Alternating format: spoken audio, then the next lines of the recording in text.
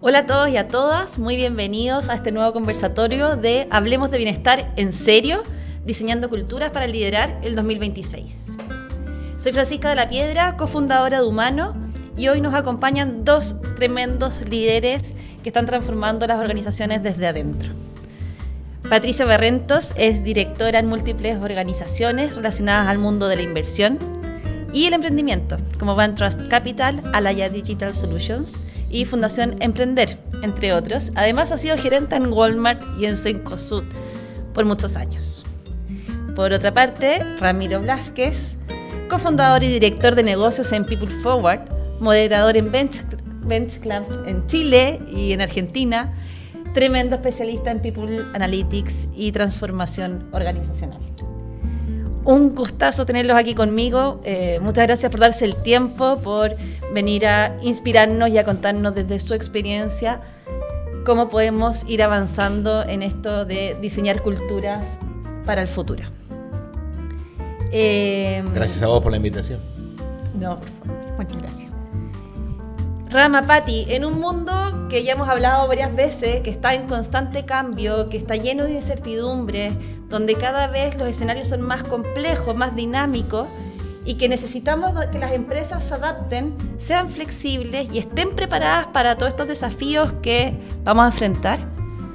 En Humano creemos que es solo posible que eso pase si es que las personas que componen la organización están sostenidas sobre una cultura muy sólida. Perdón, te pegué.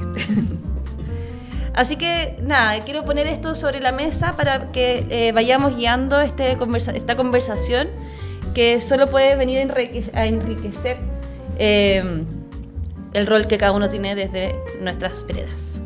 Entonces, Pati, partiendo por ti, ¿qué opinas tú, a tu juicio? ¿Cuál es el peso que tiene la cultura organizacional en las empresas para poder enfrentar los desafíos del futuro?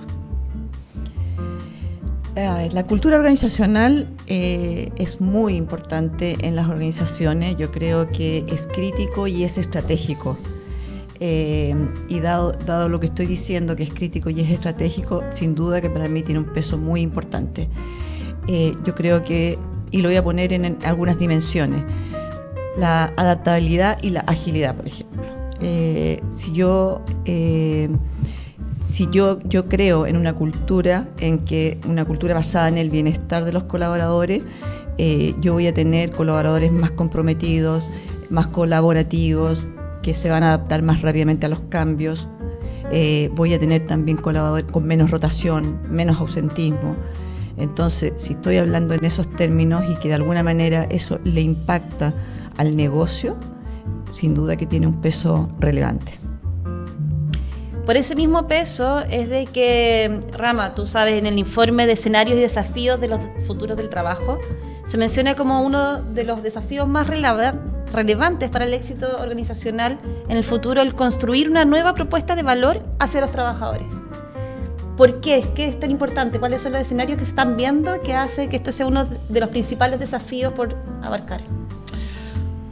Es importante considerar la construcción de una nueva propuesta de valor, porque no hacerlo sería partir del supuesto de que la forma en la que hemos construido la propuesta de valor hasta hoy va a seguir generando un buen resultado hacia el futuro. Y lo que estamos viendo, y como decía Pati habló de adaptabilidad, habló de agilidad, habló de transformación. Y si el contexto tanto de los negocios como de las organizaciones va a cambiar cada vez más rápido, va a ofrecernos desafíos que nos van a exigir desde el punto de vista de la adaptabilidad y de la agilidad, pensar que eso no va a derramar hacia la propuesta de valor de los colaboradores sería una utopía. O sería pensar que con las mismas herramientas de hace 50 años voy a poder seguir dándole respuesta a los problemas del futuro. El trabajo que hizo la OTIC Sofofa y Futuro del Trabajo Sofofa respecto de los escenarios de futuro buscaba justamente entender cuáles eran las posibilidades extremas, escenarios en donde no se buscaba predecir qué es lo que va a pasar, pero sí enfrentarnos a posibilidades extremas y que nos lleven a pensar qué es lo que necesitamos hoy para prepararnos en esos escenarios si eso sucediera. Y eso, parte de esos escenarios que eran imaginarios, proponían una semana laboral de 20 horas, después de venir de varios años de discutir una semana de 40, por ejemplo, o un mundo totalmente geek, o un mundo del trabajo en donde la pirámide organizacional desaparecía por completo. Cualquiera de esos escenarios, independientemente de las posibilidades de su realidad o no, exigiría que nosotros imaginemos una propuesta de valor a los colaboradores totalmente diferente. Y no tenemos la riqueza de ese enfoque que tiene una estructura de future thinking detrás, que es una metodología para analizar el futuro. No se trata de determinar qué tan probable es tener una semana de 20 horas o no, y eso será materia de discusión, y no va a pasar el próximo año, ni en 10 probablemente. Pero lo interesante es darnos cuenta de cómo podríamos prepararnos para eso. Y si somos conscientes que eso nos exigiría preparar una propuesta de valor a colaboradores distinta, vale la pena pensar que eso en realidad ya lo estamos viviendo. Porque si la propuesta de valor a los colaboradores que hacemos hoy tiene las mismas características de hace 10 años, cuando en el medio tuvimos un montón de transformaciones que no hemos incorporado en la propuesta de valor, entonces estamos utilizando una herramienta, palos y piedras, para darle darle solución a problemas de futuro que involucran informática, por ejemplo. No lo utilizaría. Con lo cual yo creo que lo más importante en este contexto es hablar de poner el colaborador al centro, pero hablar de poner al colaborador al centro tiene que ver con entender cuáles son los contextos en los que las personas se desarrollan hoy, sus intereses, y construir una propuesta de valor que sea atractiva, no solamente desde lo romántico, sino desde entender que atraer talento es una variable sumamente estratégica para que los resultados de negocio sigan creciendo. Atraer talento en un contexto donde cada vez también va a ser más complejo, ¿no? Totalmente. Y ahí, Pati, ¿en qué tiene que estar, según tu experiencia, basada la cultura organizacional para que sea exitosa? Para que podamos atraer talento, para que pueda prestarse a que haya adaptabilidad, para poder construir este estado basal en donde se pueda construir mucho más sólido hacia arriba y poder innovar, trabajar liderazgo, etcétera. Mira, yo creo que la cultura organizacional debería estar basada, basar en una cultura de bienestar en la medida que hayan liderazgos que entiendan esto de verdad, que tengan la convicción de la importancia de tener una cultura de bienestar en sus colaboradores, y que eso de alguna manera yo vea después resultados que lo está impactando en nuestra última línea. Para eso hay que promover la cultura, la escucha activa, como decía Ram, poner al centro a la persona, entender de verdad la importancia de la persona. O sea, al final las compañías son las personas, la conforman las personas que ejecutan procesos, que puedan tener un soporte como tecnología e innovación como habilitador, pero son las personas. Entonces, sin duda que una cultura organizacional basada en el bienestar de las personas como un eje estratégico, como integrado al modelo de negocio de la empresa, es fundamental. Entonces, ¿de quién depende, Pati, que esto pase? Yo diría de todos, pero evidentemente que desde la alta dirección hasta el colaborador que tenga funciones menos de toma de decisión, digamos. Por supuesto que de acuerdo a las responsabilidades que cada uno tenga, pero acá la alta dirección y los líderes, la primera línea, el C-Level, tienen que generar esos espacios de confianza, tienen que tener esta convicción para que después esto derrame, digamos, a los mandos medios e incluso a la sociedad. Una empresa, bueno, como las que tuve yo en Walmart, en Cencosud, tengan por convicción y sea parte de su eje estratégico una cultura organizacional basada en el bienestar de los colaboradores, de alguna manera impacta en la sociedad también. Está todo su tema reputacional, la marca, y bueno, al final se va esto como contagiando, ¿no? Entonces, yo la respuesta creo que es de todos, pero de acuerdo a las responsabilidades que cada uno tenga. Y ahí, Rama, me encantó una publicación que hiciste en LinkedIn, en donde, fuiste súper enfático en que estamos viviendo una era de transformación inédita, en donde hay una ventana de oportunidad para HR, para que vuelva a tener un rol súper protagónico. Y ahí tú hablas que es una era de humanidad aumentada. Me encantó el concepto. ¿A qué te refieres? ¿Cuál es el rol que tienen que tomar los líderes de personas en este mismo contexto? Yo creo que voy a tomar parte de lo que dijo Patti y la escuchaba sobre la importancia de alinear personas, procesos y tecnología, y yo que estudié marketing me acuerdo como si fuera ayer que me lo hubieran dicho que la premisa de marketing está basada en un concepto que son las 4P: producto, precio, plaza y promoción. Y podemos inventar uno nuevo que sea PPT, pero no PowerPoint, sino personas, procesos, tecnología.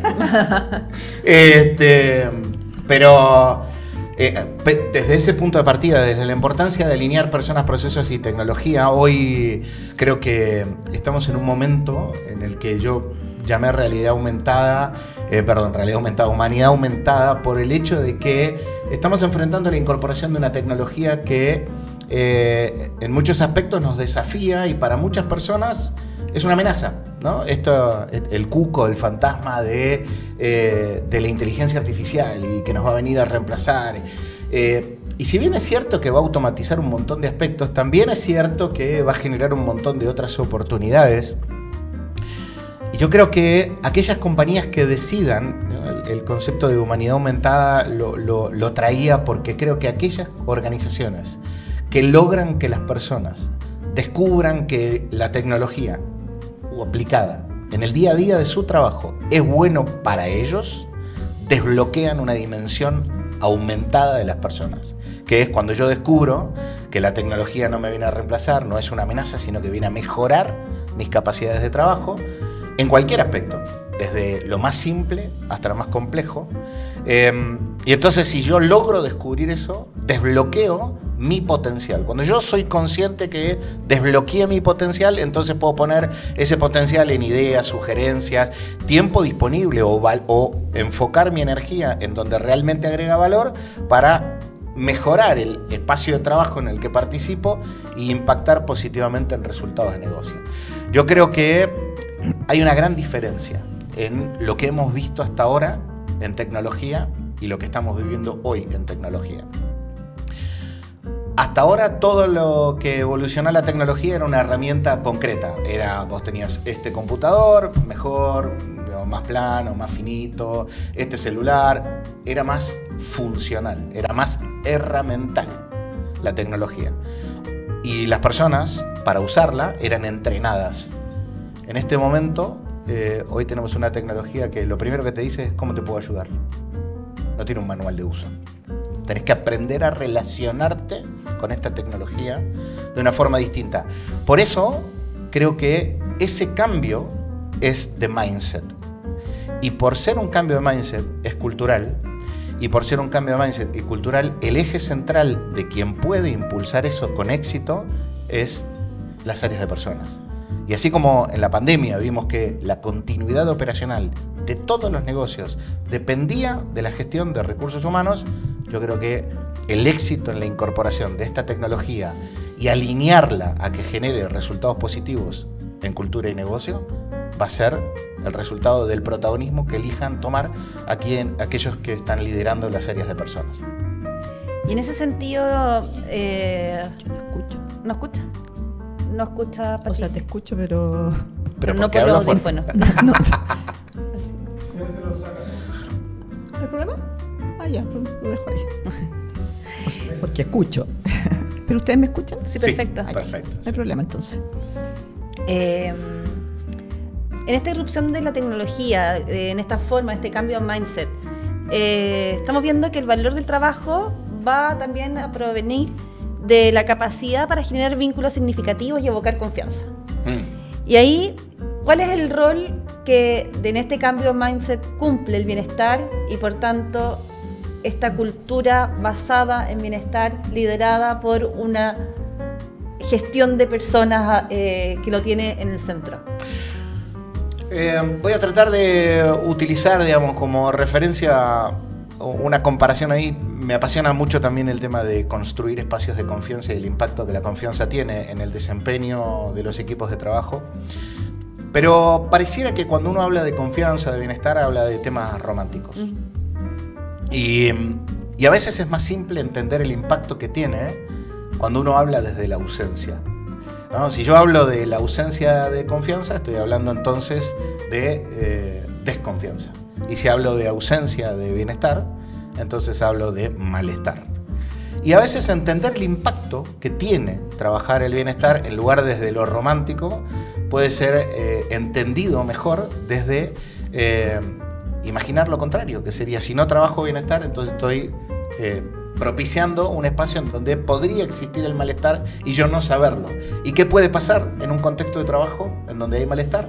Y es poco probable que haya buen desempeño, es poco probable que haya engagement, es poco probable que la gente venga con ganas a trabajar y dar lo mejor de sí, o que quiera enfrentar cambios, o que quiera adaptarse. Todo eso no va a suceder en un contexto de malestar. Te voy a poner un ejemplo concreto.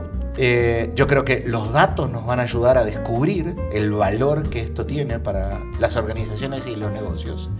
Y déjame, mientras conversábamos, me acordé de un ejemplo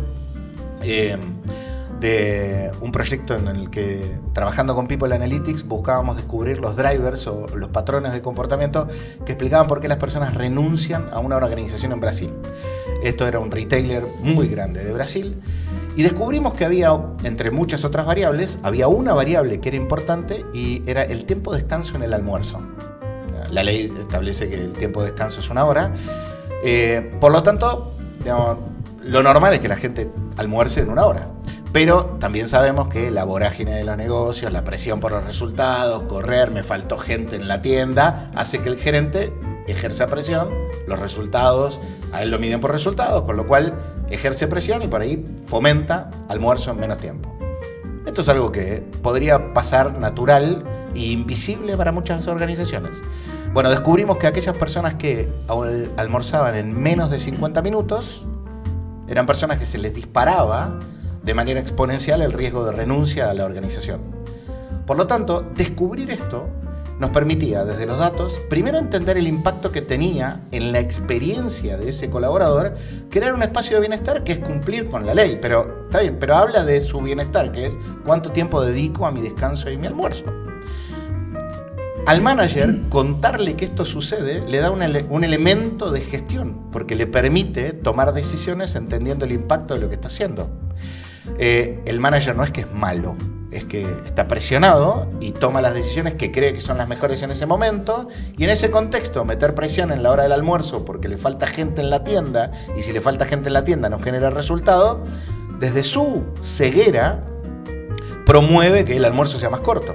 Cuando le podemos explicar que ese comportamiento eleva el riesgo de renuncia de sus colaboradores, por lo tanto hace que haya cada vez menos gente en la tienda atendiendo a los clientes, es consciente de que eso le pega en algo que lo afecta a él. Y además, cuando le mostramos que la rotación voluntaria de personal tiene impacto en el negocio porque eleva las devoluciones de producto y los reclamos de los clientes, entonces todo queda alineado. Y a través de los datos uno logró unir un espacio de bienestar personal con una decisión de management y un resultado de negocio. Yo creo que ojalá todas las organizaciones pudieran poner la experiencia del colaborador entendiendo la importancia del bienestar, no desde lo romántico, sino, si cuesta entenderlo desde lo romántico, que lo imaginen desde lo contrario, qué pasa si hay malestar y cómo eso podría afectar. Y que no lo aborden desde simplemente la guata, sino que busquen data, evidencia para tomar decisiones de management que agreguen valor a personas y negocios. En esa misma línea, Pati, yo me acuerdo que una vez conversamos de cómo tú habías vivido el poder conocer la realidad de trabajadores de retail había aportado a mejorar procesos. Si nos quieres contar un poquito de esa experiencia que para mí fue súper ejemplificadora un poco lo que está contando Rama. Sí, oye, le voy a robar a Rama ese concepto de la humanidad aumentada.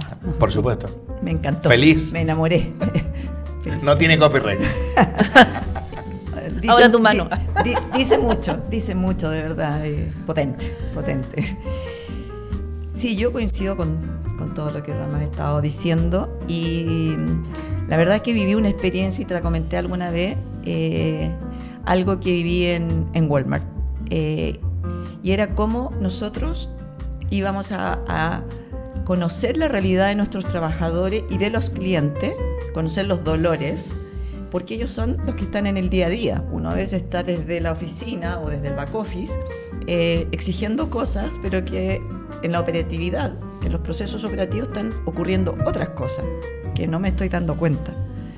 Entonces la invitación a los líderes, a los que estamos ahí en la estrategia o qué sé yo, es vamos a la sala, vamos a donde están ocurriendo las cosas, donde está nuestro Big Boss. Nuestro Big Boss es el cliente, y para que ese cliente vuelva a nuestro negocio, a comprar, tengo que tener colaboradores contentos, colaboradores que estén comprometidos con la empresa, que le estén generando esa experiencia a nuestro Big Boss.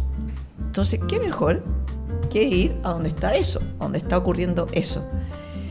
Y la invitación que nos hicieron es que todos propusiéramos cómo conectarnos más con la realidad de los colaboradores, ya sea un día entero en la sala con ellos, ya sea incluso que a lo mejor no lleváramos a donde los colaboradores a veces venían desde Puente Alto muy lejos, a un líder, por ejemplo, de Estoril. ¿Qué significaba eso para ese colaborador? Que tenía que tomar en ese tiempo el Transantiago, quizás hoy día no está tan malo, pero en ese tiempo fue duro. ¿Qué significaba salir a las 4:30, levantarse a las 4:30 de la mañana, salir a las 5:30 de la mañana, venirse colgando quizás en un bus, llegar a la empresa o con mucho frío o muy transpirado, dependiendo de la época estival? ¿Cómo se enfrentaba a su trabajo el colaborador ese día? Que a lo mejor incluso podría haber tenido un niño enfermo, no pasó buena noche.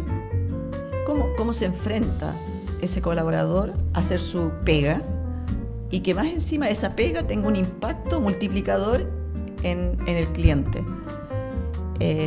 Entonces, para mí, la verdad que de poder conectarse con los trabajadores de la empresa, con los clientes, te permite tomar mejores decisiones que a veces podrían estar un poco desconectadas de la realidad. El impacto que eso tiene, perdón, sí, por favor, para la experiencia después del cliente. Te escuchaba, y yo siempre digo que en el espacio de mejoramiento del hogar admiro una cosa particular que pasa en el retail, que es que está lleno de personas que están haciendo su trabajo y que tienen que tener una vocación muy grande por decodificar lo que un inútil como yo necesita en una herramienta útil que yo me voy a llevar a mi casa. Porque yo llego a cualquiera de los lugares de mejoramiento del hogar y le digo, necesito el cosito que va en el coso y que... hace que las cosas pasen. Claro, y los tipos escuchan y decodifican y te digan, usted necesita esto. Y te lo dan en la mano y vos te vas a tu casa con eso resuelto. Pero si esa persona no tiene un contexto en el que tenga voluntad de hacer esa decodificación, el camino fácil es, no sé, señor, no hay. Nada, nos quedamos sin stock. No sé qué me está pidiendo, pero nos quedamos sin stock. Y qué importante pensar todo eso para poder generar una experiencia. Porque te escuchaba y me imaginaba, porque este fin de semana tuve que ir a comprar algo y me encontré con alguien voluntarioso. No, usted necesita esto, acá. Y me ofrecía 5 alternativas. Qué bueno encontrar gente así. Sí, y yo querría complementar lo que tú estás diciendo, porque muchas veces yo que vengo del retail y estuve trabajando en mejoramiento del hogar, el modelo de negocio de mejoramiento del hogar es precisamente que tú le generes una buena experiencia al cliente a través de algo que él no conoce, porque un cliente a un supermercado no le va a decir cuál es el mejor tallarín. No, eso claro. no es tan evidente como en el negocio del mejoramiento del hogar. Entonces ahí viene y me conecto con lo anterior, que tus intervenciones anteriores de los datos. Tú a veces podrías pensar, tener gente que le esté diciendo el tornillito, como tú decías, o qué sé yo, eso se traduce en costos. Cuando el EBITDA no está bien en ese negocio, ¿tú qué haces? Lo primero que haces normalmente y en general, ¿dónde recortamos? Personal, siempre. Entonces, esas personas, si no tenemos la convicción de que le están generando una experiencia memorable al cliente, porque ese cliente no sabe de la tuerquita o qué sé yo, es relevante. Pero tú tienes que tenerlo incorporado a tu estrategia de negocio. Entonces, el dato es muy importante ahí, porque voy a unir lo que yo, esto cómo lo mido, bueno, a lo mejor va a ser menos ticket, va a entrar menos gente. Claro. Y puedo relacionar, si yo tomé la decisión de recortar ese recurso humano versus la venta. Y eso me uno a lo que tú habías dicho anteriormente. Muy bueno. Tremendo. Entonces, con todo lo que hemos conversado, yo me atrevería a resumir de que hemos ratificado con fuerza la importancia que tiene el poder construir una cultura organizacional basada en bienestar para poder lograr enfrentar los desafíos que nos trae el futuro. Y para poder avanzar en eso, creo que también estamos muy seguros de que lo que se necesita es data. ¿Cómo se trabaja esta data, Ramiro? ¿Cuál es el objetivo de decir, bueno, estoy mirando el bienestar, entiendo que es importante? ¿Tú crees que el bienestar puede ser un KPI medible en el futuro, como va a ser rotación, ventas, experiencia, etcétera? Yo creo que sí. Lo que es importante es que aquellos que se propongan medirlo, lo busquen la medición desde una mirada de gestión y no desde una mirada romántica o desde una mirada de un ranking. Creo que lo peor que le podría pasar a la gestión del bienestar es querer ocupar el espacio que ocuparon tantos otros rankings que tuvieron su momento de fama y generaban grandes eventos para ver quién era primero en una determinada industria, lo cual es valioso, no digo que no sea valioso, es valioso en términos de marca empleadora.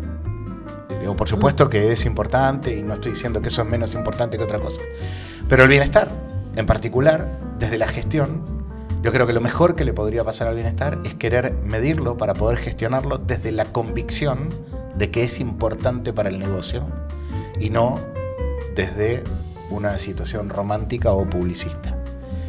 ¿Por qué? Porque si no sería transaccional. Lo hago porque está de moda. Y yo creo que hay algunas cosas, soy un amante de los datos, soy un amante de que tenemos que medir y tener data, pero también creo que las cosas tienen que... No todo necesariamente tiene que ser medido y tener un ROI. Voy a poner un ejemplo concreto de lo que estoy diciendo porque parece contradictorio a alguien que ama los datos y que promueve que lo que no se mide no se puede mejorar. Voy a poner un ejemplo controversial, ¿no? Si yo quiero medir, por ejemplo, diversidad de género, ¿no?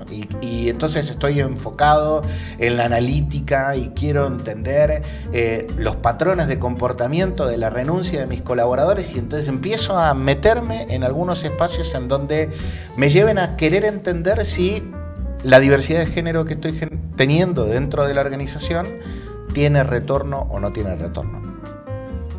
Me estoy metiendo en un lugar complejo. Para poder meterme ahí tengo que asegurarme que tengo el grado de madurez adecuado dentro de la organización para poder procesar esa información. ¿Qué quiero decir con el grado de madurez? Me tengo que asegurar que la organización, cuando vea los datos y descubre que, imaginemos, la diversidad de más mujeres en una organización no genera la productividad que el gerente general espera. Imaginemos que pudiera suceder eso desde los datos. Entonces la organización tiene que tener la madurez para entender que eso no se resuelve reduciendo la cuota de género, sino que se resuelve trabajando la experiencia y la igualdad de oportunidades para entender por qué no tiene retorno. Entonces, para poder gestionar eso, tenemos que tener el nivel de madurez adecuado. Bienestar. Si las organizaciones van a promover la medición del bienestar solo buscando un retorno económico, hay algunos aspectos que quizá no tienen retorno económico. Pero entonces tendríamos que eliminar el postnatal, porque entonces lo miraríamos y no tiene retorno económico, pero tiene retorno en otros aspectos de la sociedad. Hay algunas cosas que van por convicción, porque creemos que es bueno para el mundo, porque es necesario, y otras cosas que las tenemos que medir, asociarlas a los resultados de negocio y cuestionarla también desde los valores, entendiendo que no necesariamente es mover un KPI, sino generar un contexto adecuado para que las personas puedan florecer. Ojalá la medición de bienestar tenga esa mirada, tenga una mirada de, primero, una convicción de que un espacio con malestar nunca va a ser bueno. Y segundo, la convicción de querer entender qué tengo que hacer para generar mejores espacios y desde la convicción encontrar cuáles de esos drivers de mejores espacios tienen una correlación con resultados. Algunos quizás son neutrales, pero no quiere decir que no sean importantes. Me encanta, porque eso precisamente es lo que estamos construyendo en Humano. En Humano entendemos que una cultura basada en el bienestar tiene impacto positivo en el negocio. Por lo tanto, lo que estamos desarrollando es un indicador de bienestar y desarrollo multidimensional, con el cual obtenemos cuáles son los drivers que potencian satisfacción, bienestar y NPS, para luego de haberlos levantado y conocerlos, poder entender cuáles son las tuercas que tenemos que presionar o apretar o soltar para poder obtener la cultura organizacional basada en bienestar que nos permitirá enfrentar los desafíos del mañana. Sí, yo quisiera complementar eso. Yo creo que las métricas siempre es como un faro, ¿no? Es como que te va diciendo por aquí va bien. Yo voy a hablar de un caso, el caso de Equidad de Género, donde yo soy fundadora de RedMat, que es la Corporación de Mujeres en Alta Dirección, en donde nos propusimos hace 10 años que más mujeres tuviéramos en directorio. Porque cuando fundamos RedMat, solo un 3% de las mujeres estamos en directorio. Hemos avanzado, pero no como quisiéramos. Y sin embargo, yo personalmente no estoy de acuerdo con la ley de cuotas. Que es algo que uno podría decir es medible y quizás tiene relación con lo que tú estás diciendo, Ramón. ¿Por qué? Porque yo creo que primero tenemos que tener, no que sea una imposición y voy a medir cuántas mujeres, el 60%, el 40% de los directorios tienen que estar con mujeres, sino que también tengo que crear la convicción de empezar a pavimentar ese camino, salir a buscar esa fuerza. Tenemos mujeres, estábamos sacando el otro día una cuenta, que en 4 años, de acuerdo a esta gradualidad que necesitamos, tendríamos que tener 700 mujeres directoras. ¿Tenemos esa masa? ¿O tenemos que construir antes eso que dices tú por convicción? Por ejemplo, es súper importante que desde como las mujeres entramos en una pirámide, en el medio habemos muchas mujeres, pero ¿cuántas llegamos arriba? ¿Y por qué no llegamos arriba? ¿Cuál es la cultura que hizo que llegáramos más mujeres para que después diéramos el paso al directorio? Y tiene que ver con lo que tú estás diciendo, porque quizás antes tuve que construir todo eso. Tuve que ver, por ejemplo, temas a la cuna universal, como yo, como privado o no privado, yo empujo algo que va a servir. Es parte de después de que voy a tener un retorno o voy a tener más mujeres en directorio. Corresponsabilidad. Cómo efectivamente tú hablabas ahí de la hora de almuerzo, delante de un ejemplo.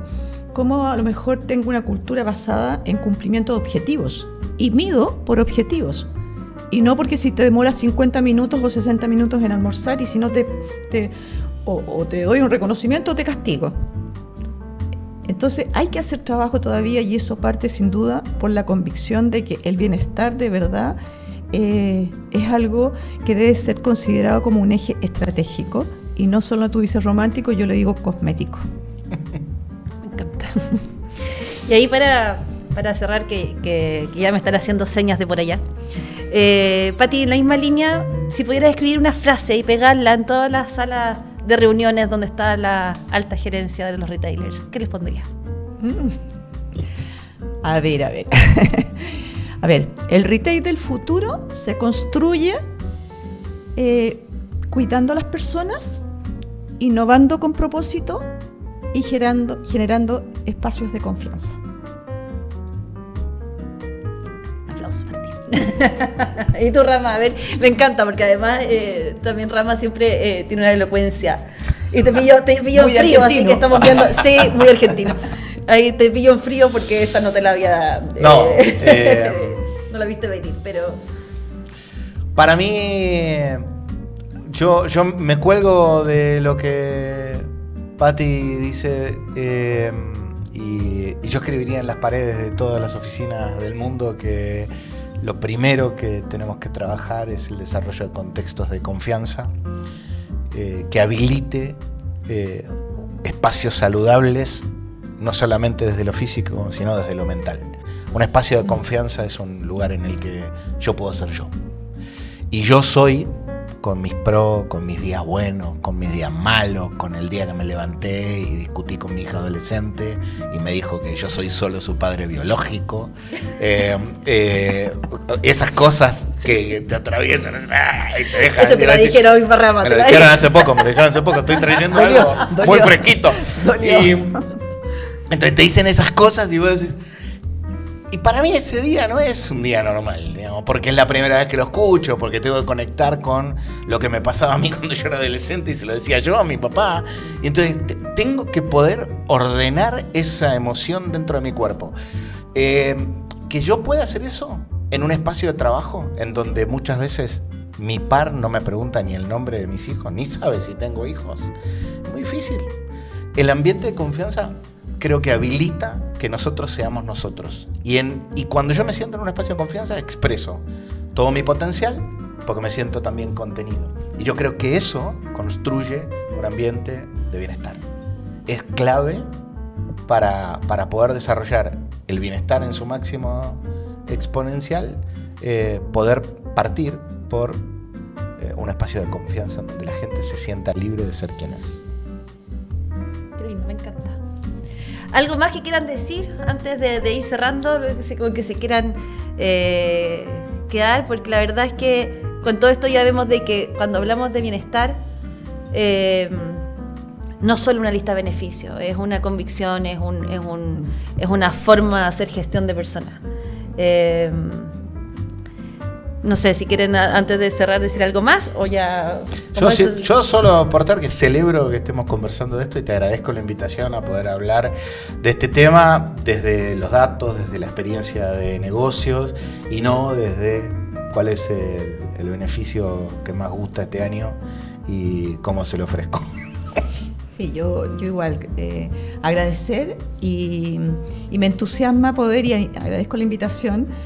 Porque es algo que muchos creemos en tenemos esta profunda convicción y tenemos que generar un efecto multiplicador. Estos espacios orientan a ello. Muchas gracias, Pati, muchas gracias, Rama. La verdad es que para todos los que nos quieran seguir viendo o conectar con Humano, síganos a través de LinkedIn o en humanolatam.com. Si quieren ver una demo de lo que estamos construyendo, también, por favor, agenden ahí mismo.